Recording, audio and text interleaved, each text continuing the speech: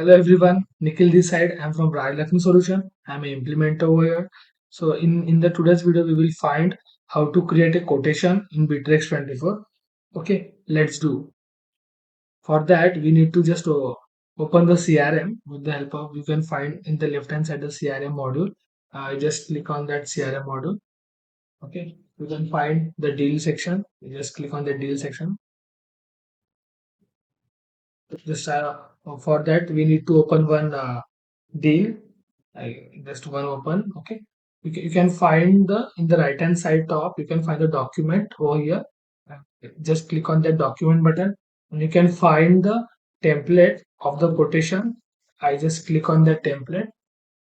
And I need to create a new one, so I just click on the create new template.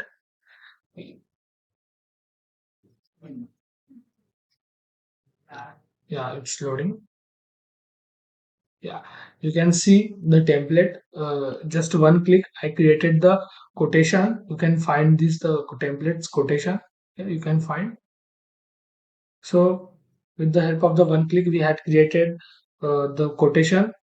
Thank you very much for watching this video. If you found this video helpful, don't forget to like, subscribe, and hit the bell icon for more content.